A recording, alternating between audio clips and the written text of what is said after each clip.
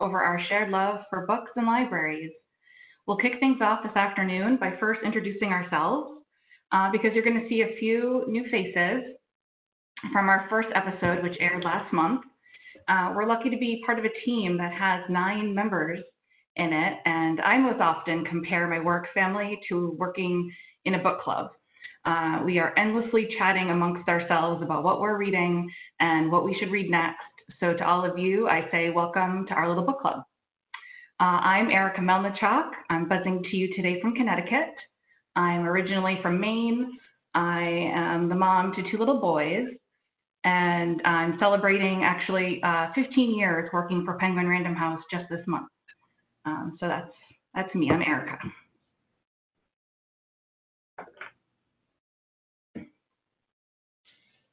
And I'm Kelly. I'm Kelly Coyle-Corvelli. How are you today? I agree with Erica wholeheartedly. We are definitely like a book club. We talk about books, and during these events that we do, we are also like scribbling down books that we all want to read too. So it's very fun for us. I've been back at Penguin Random House for 10 years already, and I was there before in the late 90s, before there was such a thing as a webinar. My goodness, it's funny to even think about it. So and it's wonderful that we have been able to connect with you all during this time, and we love talking about books. So we've got a great list ahead of us. So I won't take up any more of your time. All right. And I'm Chelsea Good. I'm coming to you live from Pennsylvania. My husband and I decided to wait out the quarantine here with my parents, and we just celebrated. I was telling Kelly this morning. We just celebrated our 3-year wedding anniversary in the company of my parents. So it's been a fun journey. So this is an exciting. This is a much more exciting time. And I'm really happy to be here and be talking about books with you guys. Yeah, she said they were supposed to go to Europe, and I said, well, if you can't go to Europe, what better way to celebrate than dinner with your parents? Second thing. Exactly. So we just want to quickly remind you, you'll see on the slides ahead when we have the book covers, you'll see little abbreviations underneath, and we just want you to know what our format key is. So obviously it's hardcover, trade paperback, large print, ebook, the downloadables, and the compact disc. So we just want you to know, because we know everybody reads in different formats, and we just want you to know all the titles that we're presenting, what formats they are available in. So, library friends, we, like most of you, took a pause over the last couple of weeks. Like the rest of the country, we were shocked and saddened by the events that were unfolding across the country, and we didn't feel able to go on with business as usual. Like many librarians, we've been focusing on curating and sharing resources to help readers during this very troubling time. As Penguin Random House, we recognize that our company and our industry can and must do better. We have taken the past week in particular to reflect and listen and to further identify how we can impact meaningful and lasting change in our company and in our society. I hope you'll take a look at the Penguin Random House corporate website and socials today and over the next few days. We're doing some concrete things to address how we do business, including auditing our title lists, making a commitment to increasing our publishing of diverse titles, and investing in organizations like We Need Diverse Books. I think the Random House Publishing Group said it really well on the website when they said, in uncertain times, we have always found wisdom in books and courage from our authors. Recent events have highlighted the need for all of us to do better. To paraphrase Angela Davis, it's not enough to be not racist. We must be anti-racist. We hope our resources can teach, inspire, and strengthen. Our lists are not exhaustive, but it's a good place to start, and we look forward to learning, listening, and growing along all sides of you. And so first up for our essential anti-racist reads, we have How to Be an Anti-Racist. the New York Times bestseller by National Book Award-winning author Ibram X. Kendi, which provides a groundbreaking approach to understanding and uprooting racism and inequality in our society and in ourselves. Anti-racism is a transformative concept that reorients and re-energizes the conversation about racism, and even more fundamentally, points us toward liberating new ways of thinking. In How to Be an Anti-Racist, Kendi takes readers through a widening circle of anti-racist ideas that will help readers see all forms of racism clearly, understand their poisonous consequences, and work to oppose them in our system and in ourselves. Kendi weaves an electrifying combination of ethics, history, law, and science with his own personal story of awakening to anti-racism. This is an essential work for anyone who wants to go beyond the awareness of racism to the next step, contributing to the formation of a just and equitable society. Just Mercy is a powerful true story about the potential for mercy to redeem us and a clarion call to fix our broken system of justice. And it's from one of the most brilliant and influential lawyers of all time, Bryan Stevenson. Just Mercy was named one of the most influential books of the decade by CNN. It was named one of the best books of the year by the New York Times, the Washington Post, the Boston Globe. The accolades, the awards are a running list. It's amazing all that this book has accomplished in just the 4 years since it's been published. There is also a young readers edition available, and now it's now a Warner Brothers film starring Michael B. Jordan and Jamie Foxx, and it's the intimate and unforgettable narrative journey into the broken American criminal justice system. And this month, Warner Brothers announced that the movie is streaming for free through the end of June to educate viewers on systemic racism. It's available on multiple platforms, including Google, Play, YouTube, and Amazon.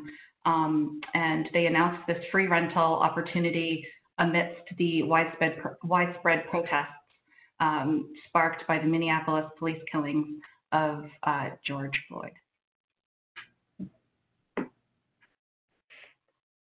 And next we have 5 Days by New York Times bestselling author Wes Moore, a kaleidoscopic account of 5 days in Baltimore following the April 2015 murder of Freddie Gray by police, told through 8 characters on the front lines of the uprising that overtook Baltimore and riveted the world. Wes Moore is a Rhodes Scholar, decorated combat veteran, former House Fellow, and CEO of Robin Hood, one of the largest high-poverty nonprofits in the nation. He, along with journalist Erica Green, tells the story of the Baltimore uprising, both through his own observations and through the eyes of other Baltimoreans. There's Party, a conflicted black captain on the Baltimore Police Department, Jenny, a young white public defender who's drawn into the violent center of the uprising herself, Tawanda, a young black woman who spent a lonely year protesting the killing of her own brother by police, and many more. Each shifting point of view contributes to an engrossing, cacophonous account of one of the most consequential moments in our recent history, and also highlights the deeper causes of the violence and the small seeds of hope planted in its aftermath. And you can actually see Wes Moore in conversation with his editor tonight at 8 p.m. on Zoom, ET on Zoom. So be sure to visit prh.com/booksconnectuslive, where you can find the registration for the free event. Next up is White Fragility, which I'm sure is a book that a lot of you have been hearing about recently. This is by Robin DiAngelo, and it's called White Fragility, Why It's So Hard for White People to Talk About Racism. And we had the fortunate opportunity to hear Robin speak a couple of years ago at one of our conferences, and there was not a sound in the room. She was so captivating and so educated and so helpful and got the conversation going. And this is the New York Times bestselling book exploring the counterproductive reactions white people have when their assumptions about race are challenged and how these reactions maintain racial inequality. In this vital, necessary, and beautiful book, which is what Michael Eric Dyson calls it, and he also does the foreword, anti-racist educator Robin DiAngelo deftly illuminates the phenomenon of white fragility and allows us to understand racism as a practice not restricted to bad people. Referring to the defensive moves that white people make when challenged racially, white fragility is characterized by emotions such as anger, fear, and guilt, and by behaviors including argumentation and silence. These behaviors, in turn, function to reinstate white racial equilibrium and prevent any meaningful cross-racial dialogue. In this in-depth exploration, D'Angelo examines how white fragility develops, how it protects racial inequality, and what we can do to engage more constructively. And just as a side note, if you look her up on YouTube, she has some really great videos that I think are worth exploring. Oh, and I'll actually add too, I follow all of those authors and many more of them on Twitter. They're all really active, sharing great resources and engaging in conversations that are really helpful for me. So I recommend finding them on Twitter too. Yeah, and Brian Stevenson is probably one of the nicest men we've ever worked with. So that's just an aside, but we really adored meeting him. And this is just a slide for essential reading for your children and your young adult audiences, your kids, your patrons. And, you know, if I know parents out there are looking for titles to share with their younger readers, and this is a great start, and you'll see a little URL on here where you can go online and find more resources as well. Jacqueline Woodson reads this audiobook if you want to do it on audio. And also, I just want to let you know that after this is over, if you registered, you'll automatically get an email with all of these resources, so you don't have to worry about writing all these websites down. You'll get all this information after.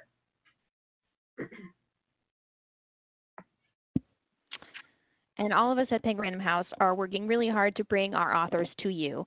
And so here are just some of the many, many virtual author events that you can see this week. You can check out the most up-to-date schedule every single week on prh.com/booksconnectuslive. You'll also find archive videos of past events so that in case you missed an author talk or an event when it was live, you can watch it at your convenience. And summer books, who doesn't love summer reading? For me, summer reading excitement has always centered around two things: my library's summer reading program and the beach. So I know a lot of you can relate. I was always really proud to bring in my completed summer reading form in exchange for a free pizza coupon from Pizza Hut or a frozen custard, from the ice cream shop. Those are memories I hold dear, and I'm also proudly a member of my local library summer reading program for adults this summer, and sharing that experience with my kids as well, who are emerging readers themselves. First, I want to talk to you about The Vanishing Half. As with her New York Times bestselling debut, The Mothers, Britt Bennett offers an engrossing page-turner about family and relationships that is immersive and provocative, compassionate and wise. The Vignier twin sisters will always be identical, but after growing up together in a small southern Black community and running away at age 16, it's not just the shape of their daily lives that is different as adults. It's everything: their families, their communities, their racial identities. Many years later, one sister lives with her Black daughter in the same southern town she once tried to escape, while the other secretly passes as for white, and her white husband knows nothing about her past. Still, even separated by so many miles and just as many lives, the fates of the twins remain intertwined. And what will happen to the next generation when their own daughters' storylines intersect? The Vanishing Half is a must-read for fans of the female persuasion, Commonwealth, and for readers who look for books that offer a powerful look at American society, race, and class, like you would have found in An American Marriage and Americana. Vanishing Half has been on my to-be-read pile for a long time, and I think you just pushed it to the top, Erica. It's amazing. Yeah, The Mothers is amazing, so I'm excited to read this one. But next up we have The Lies That Bind, which is the irresistible new novel from the best-selling author of All We Ever Wanted and Something Borrowed, in which a young woman falls hard for an impossibly perfect man before he disappears without a trace.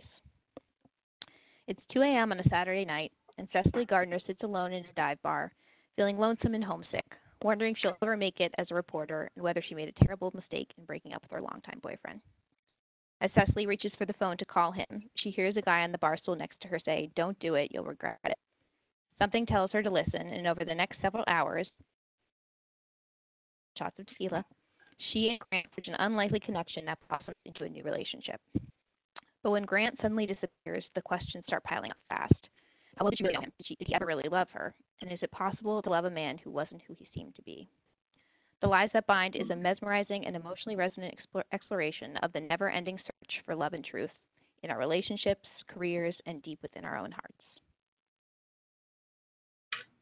Ooh, fun fact about Emily Giffen, she has a little free library at the end of her driveway in Georgia. Oh, Isn't that cute? that sounds good. I think you just put that on the top of my list. Anybody who supports a little free library. Next up for me is Red at the Bone from Jacqueline Woodson. Very excited to talk to you about this title. I love books like this. I love books that tell a good story and also a good life lesson. And I have teenagers, and I've been trying to explain to them that the choices that you make when you're this young really do affect the outcome of your life. And I think this book is that perfect book for that kind of discussion. So I think for a book club, you could talk about this one for a really long time. This is the poignant tale of choices and their aftermath, history and legacy, and will resonate with mothers and daughters, which I think those are the perfect topics for book club, just my opinion. But this is about an unexpected teenage pregnancy that pulls together two families from different social classes and exposes the private hopes, disappointments, and longings that can bind or divide us from each other. This is from the New York Times bestselling author of Another Brooklyn and Brown Girl Dreaming, and it moves back and forth in time between, it uncovers the role that history and community have played in experiences and decisions, relationships of this family, and in the life of a new child, which I'm sure a lot of you have, especially like when you bring two families together through the birth of a child, and how those two families, their dynamics are, enough to talk about forever, let alone just in one book club. And it begins in 2001, and it is the evening of 16-year-old Melody's coming-of-age ceremony in her grandparents' Brooklyn brownstone. Watched lovingly by her relatives and friends, making her entrance to the music of Prince, love it, she wears a special custom-made dress. But the event is not without poignancy. 16 years earlier, that very dress was measured and sewn for a different wearer, Melody's mother, for her own ceremony, a celebration that ultimately never took place. Unfurling the history of Melody's parents and grandparents to show how they all arrived at this moment, Woodson considers not just their ambitions and successes, but also the costs, the tolls they've paid for striving to overcome expectations and escape the pull of history. As it explores sexual desire and identity, ambition, identification, education, class, and status, and the life-altering facts of parenthood. Red at the Bone most strikingly looks at the ways in which young people must so often make long-lasting decisions about their lives, even before they have begun to figure out who they are and what they want to be. And I just love that. I just feel like this is like book club fodder at its finest. It's a full audiobook cast if you want to listen to the audiobook. Jacqueline Woodson is in the cast herself. And our colleague Jen from Audio wants you to know that Peter Francis James, which was one of her favorite acting teachers, is also in the cast. So I had to put a plug in for him. Conjure Woman is a dazzling debut novel that sweeps across eras and generations to tell the story of a mother and daughter with a shared talent for healing and the conjuring of curses. Like her mother, Rue is an all-knowing midwife, healer, and curse conjurer on the plantation of Marse Charles. Moving back and forth in time between the years before and after the Civil War, Conjure Woman tells the story of Rue and the families she cares for, and the mysteries and secrets she knows about the plantation daughter's owner, Verena. Afia Atakora is a brilliant young writer who creates unforgettable characters and an enthralling story written in unique and beautiful prose. Conjure Woman is imbued with remarkable psychological insight into people and the lengths they will go to save themselves and those that they love. And next up from me is A Burning by Megha Majumdar. This is for your fans of Tommy Orange, Ya Jesse, and Jhumpa Lahiri. It's an electrifying debut about three unforgettable characters who seek to rise to the middle class, to political power, to fame in the movies, and find their lives entangled in the wake of a catastrophe in contemporary India. We have been talking lately, too, about how everybody has kind of been stuck at home for the last couple months. So books that take place in these exotic locations are extra special because can go somewhere else without having to really leave your home, which is great. Jivan is a Muslim girl from the slums determined to move up in life. She is accused of executing a terrorist attack on a train because of a careless moment on Facebook. P.T. Sir is an opportunistic gym teacher who hitches his aspirations to a right-wing political party and finds that his own ascent becomes linked to Jivan's fall. Lovely, an irresistible outcast whose exuberant voice and dreams of glory fill the novel with warmth and hope and humor, has the alibi that can set Jivan free, but it will cost her everything she holds dear. This is taut, symphonic, propulsive, and riveting from its opening lines, and we feel like we wanted to let you know about this book because it's a debut novel from somebody that we know you're going to be hearing a lot about in the future.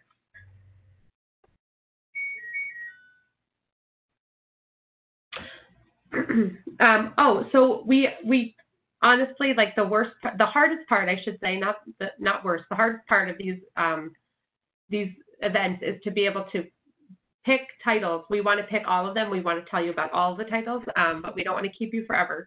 So we wanted to let you know about our book club resources and our book club brochure that you see on the screen. We just released it, I think, 2 weeks ago.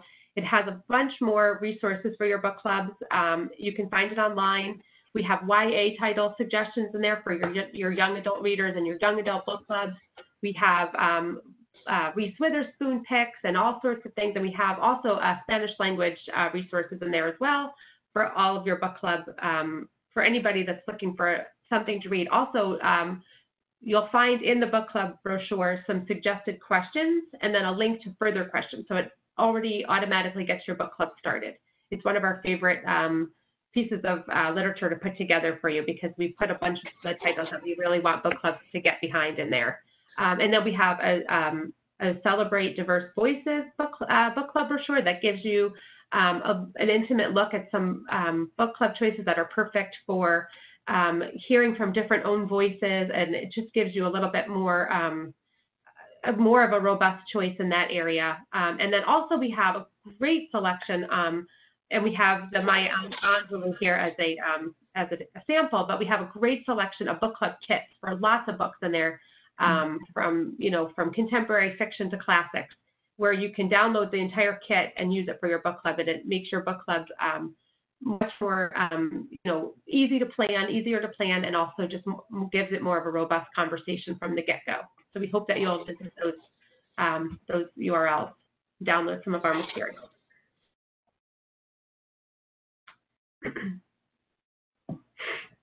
All right, and June is Pride Month, so we have selected some unforgettable and inspiring reads that celebrate and give voice to the LGBTQIA community. And so first up, we have Tasty Pride. From the beloved, fiercely inclusive BuzzFeed cooking brand comes 75 innovative recipes and inspiring stories of love, pride, and acceptance, and the important role that food can play in that journey from prominent LGBTQ cooks and foodies.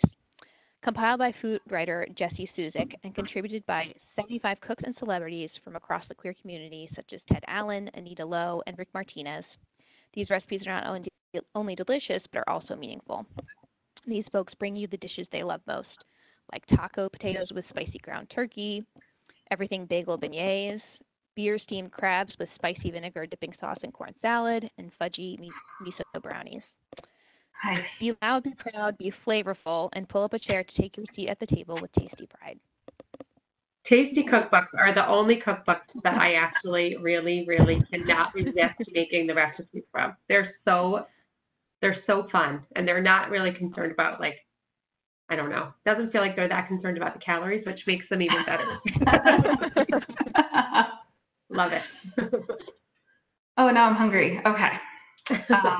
Fairest is a singular, beautifully written coming-of-age memoir of a Filipino boy with albinism whose story travels from an immigrant childhood to the halls of Harvard to a gender transition and illuminates the illusions of race, disability, and gender. Throughout her journey, Meredith shares poignant and powerful episodes of desirability and love that will remind readers of works like Call Me By Your Name and Giovanni's Room. Meredith is an award-winning author and journalist who has written for The Guardian, The New York Times, The Atlantic, and Condé Nast Traveler. She has received awards from the Society of Professional Journalists and the National Lesbian and Gay Journalists Association. She is also the founding executive editor of THEM, which is Condé Nast's LGBTQ+ digital platform, where she is currently contributing editor. And I had the pleasure of meeting Meredith at a recent librarian conference back when we were all still able to gather in large groups. And she shared with me a great anecdote of having once had a standing meeting with Vogue's editor-in-chief, Anna Wintour, which dazzled me. And Meredith herself is a very dazzling person, and I highly recommend her memoir, as does Gerald Conley, author of Boy Erased, who says of Fairest, everything here feels true and necessary, a rare literary accomplishment. I'll recommend this book to my queer family and to students who want to know why we continue to believe in the power of memoir.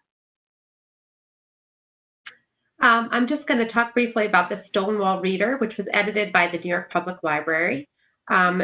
Last year was the 50th anniversary of the Stonewall Uprising, and this is an anthology that chronicles the tumultuous fight for LGBTQ+ rights in the 1960s and the activists who spearheaded it, with a foreword by Edmund White.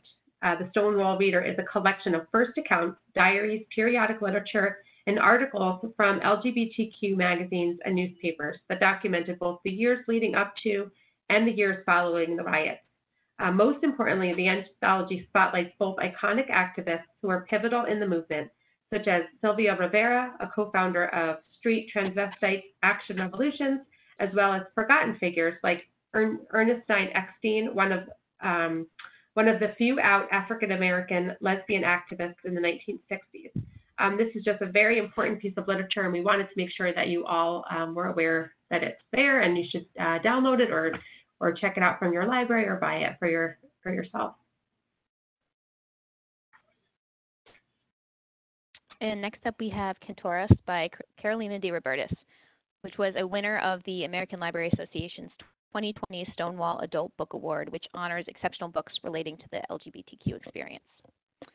So Cantoris is a revolutionary novel about 5 wildly different women who, in the midst of the Uruguayan dictatorship, find one another as lovers, friends, and ultimately family.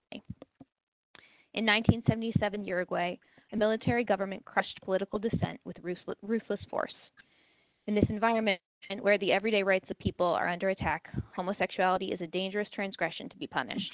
And yet Romina, Flaca, Anita, Paz, and Milena, 5 queer women, somehow miraculously find one another.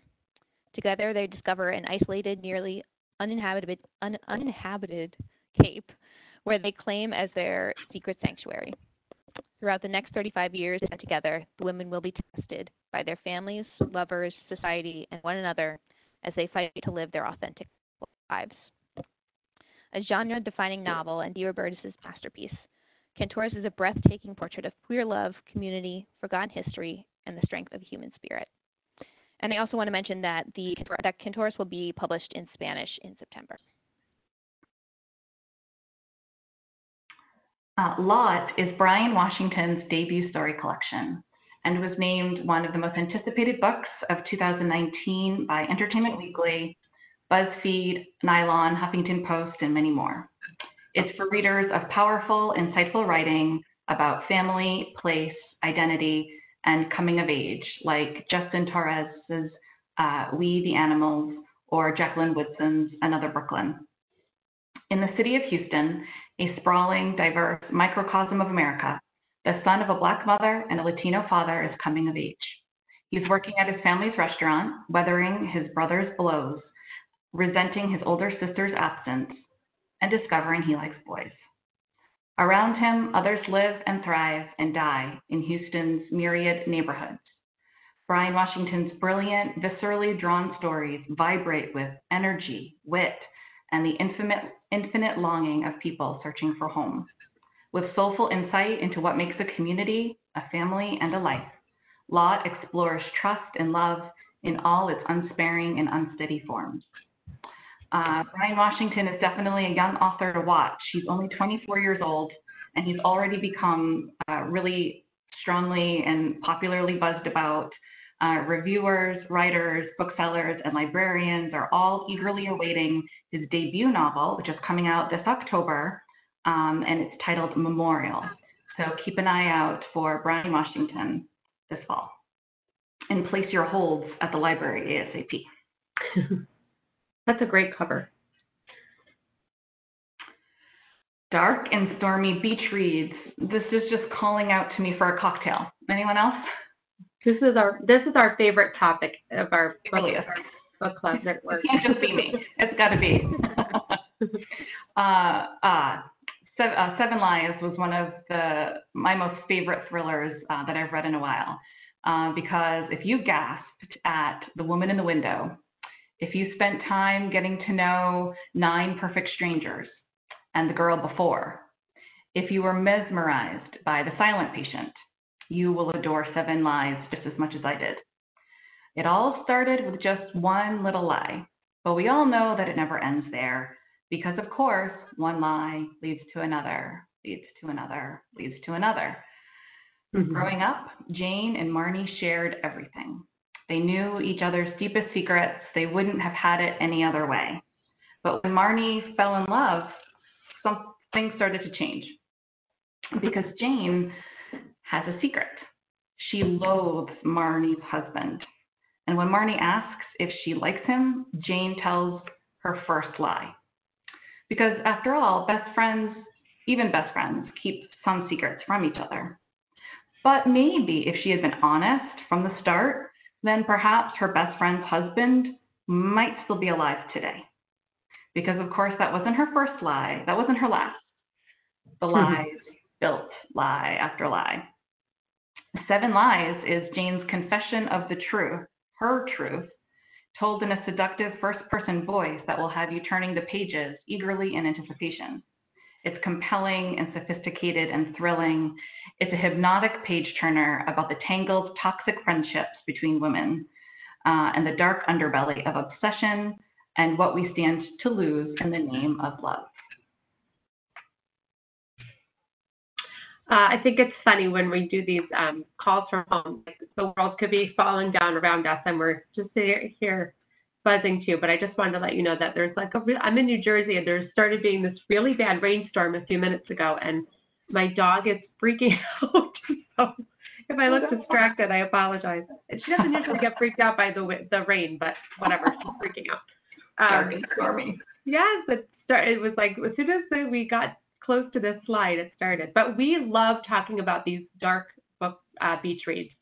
Maybe there's something wrong with all of us. I don't know, but we love a dark story, and we love to read them in the summer, it seems. So I'm so excited to let you know about The Year of the Witching. This is from Alexis Henderson. This book, when I was doing my notes for it, I really was like, all right, I'm downloading this right away because it really just looks amazing. So this is, and it's also perfect because it has a great YA crossover. So it's got everything you want in it. It's a novel about witches and dystopian societies, and it's for readers of Naomi Novak, Laura Purcell, Deborah Harkness, and Shay Earnshaw, which, how can you go wrong with that kind of comp? It's about a young woman living in a rigid, puritanical society, discovers dark powers within herself with terrifying and far-reaching consequences. And it's it's a feminist fantasy debut, which is what we're calling it. And again, it's another author we just want to give you a heads up that you should get to know. It takes place in the lands of Bethel, where the prophet's word is law. Emmanuel Moore's very existence is blasphemy. Her mother's union with an outsider of a different race cast her once proud family into disgrace.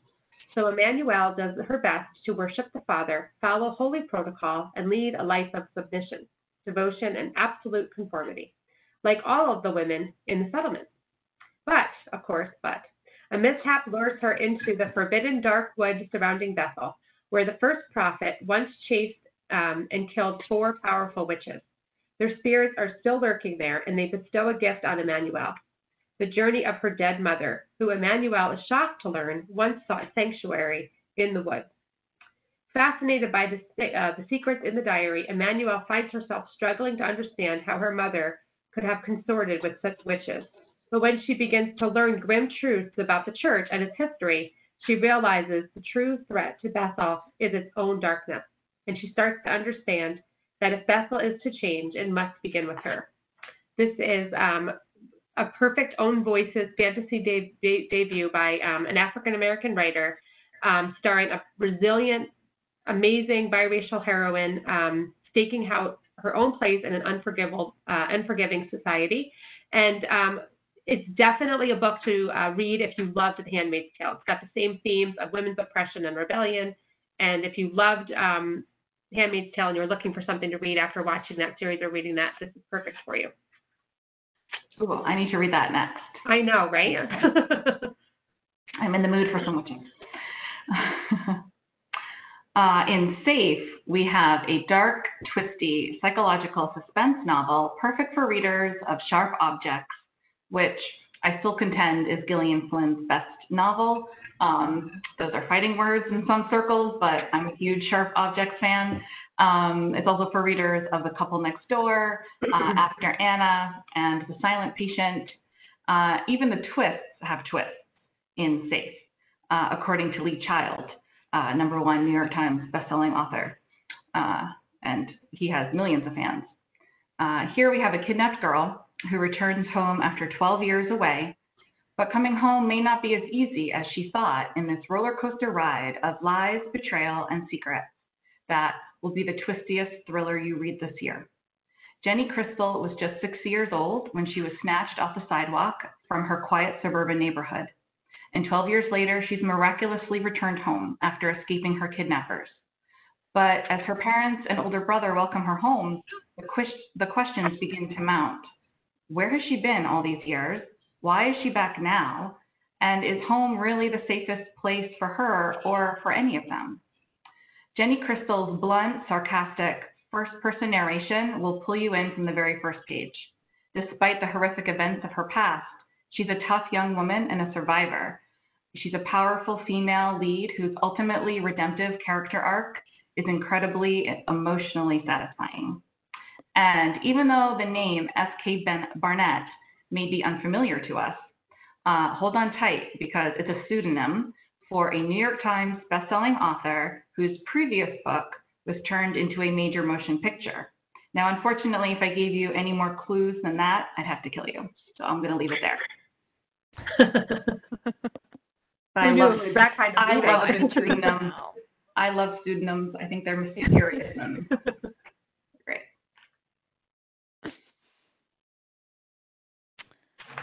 Well, next we have, for the best-selling author of Our Little Secret, we have Hurry Home, a suspenseful new thriller featuring two estranged sisters desperate to keep their deepest and darkest secret where it belongs, in the past. Alexandra has the perfect life.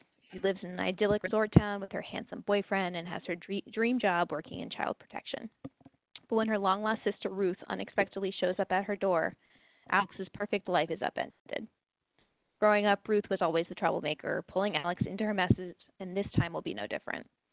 Still, Alex will help Ruth under one condition. They will never, ever talk about the past. But when trouble befalls a local child, both women are forced to confront the secrets they've promised to keep buried. Utterly engrossing, Hurry Home is a tantalizing reflection of the chain and shackles relationships between sisters that asks, what lines wouldn't you cross for your own? Ooh. What's Left of Me Is Yours is another one that's taking us somewhere far, far away, which is Tokyo, modern-day Tokyo. And again, the premise of this book is really gripping. It's another debut, so we really just wanted to focus on letting you know about authors that you really should keep your eye out for. This is set in modern-day Tokyo and inspired by true crime for readers of Everything I Never Told You and The Perfect Nanny. It charts a young woman's search for the truth about her mother's life and her murder. So, we're in Japan, and there's a covert industry that has grown up around, I'm going to try so hard to say this properly, wakaraseya, which literally means breaker-upper. So there's a person that gets hired by a spouse to seduce the other one in order to gain advantage in divorce proceedings. Like, really? Don't you just want to read this right now? When Sato hires Kataro, who's a breaker-upper, to have an affair with his wife, Rina, he assumes it will be an easy case. But Sato has never truly understood Rina or her desires, and Kataro's job is to do exactly that, until he does it a little too well. While Rena remains ignorant of the circumstances that brought them together, she and Katara fall in a desperate singular love, setting in motion a series of violent acts that will forever haunt her daughter's life. Told from alternating points of view and across the breathtaking landscapes of Japan, Stephanie Scott exquisitely renders the affair and its intricate repercussions. As Rena's daughter, Samuko, fills in the gaps of her mother's story and her own memory, Scott probes the thorny psychological and moral grounds of the actions we take in the name of love, asking where we draw the line between passion and possession. Right? Doesn't that sound so good? Awesome. That sounds really good. And so some of you may already be familiar with our blogs on borrowreadrepeat.com, where you can find reading recommendations and downloadable materials. We recently posted a Father's Day blog with a list of different books that are perfect for every kind of dad, from the outdoorsy dad to the dad who's really missing sports right now. So if you need a last-minute gift idea, we've got you covered. And we post a couple of times a week, so there's always something for everyone. And then you can also follow us on Facebook, Instagram, and Twitter for more updates. And I'm sure some of you already are signed up for our biweekly newsletter, but if you aren't, you can sign up using the tiny URL, tinyurl.com/BRR signup. Here you'll learn about some of the hottest titles coming out each month, so you can be the first to request them from your library or add them to your list.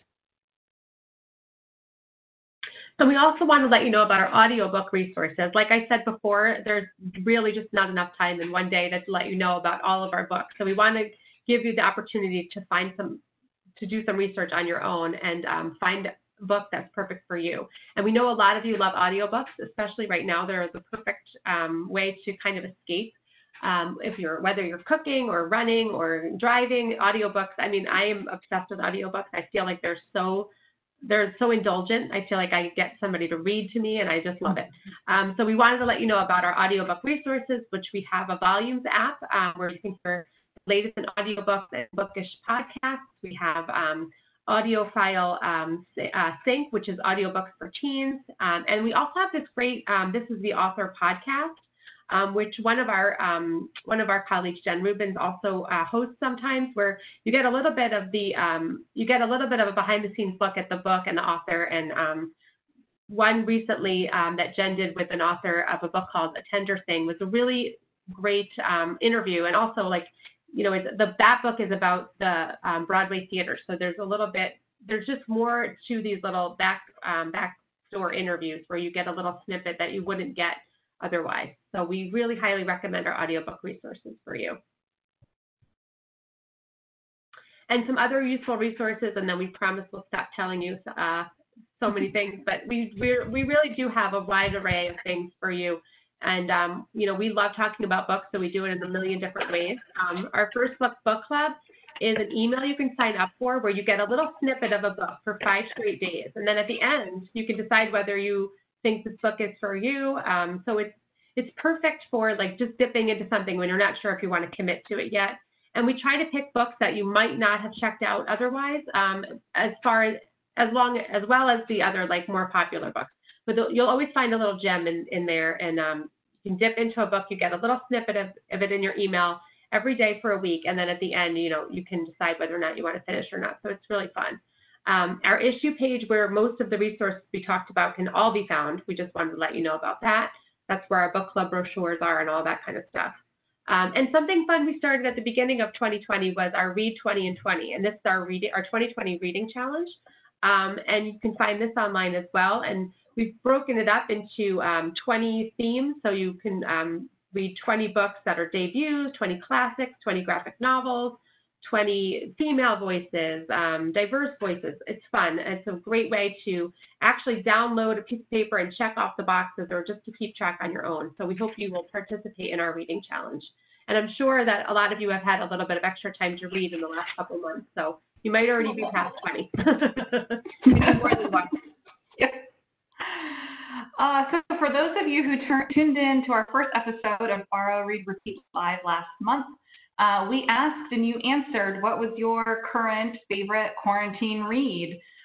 So these were some of the most popular titles that you sent our way. We were really excited to see some of our own favorites on this list. Of course, it's always hard to choose, but thank you so much. We love hearing from you, and we love to know what you're reading. So for next month, we are going to sign off now.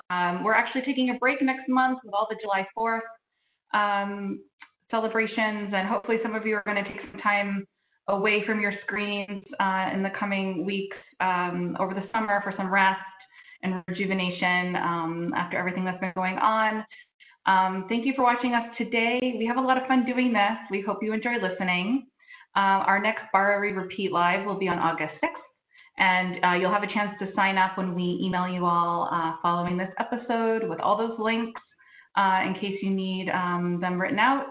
And we really look forward to seeing you next time. Thanks so much, everybody. Happy reading. Thank you. It was fun. Thank Bye, you. guys. Bye. Bye.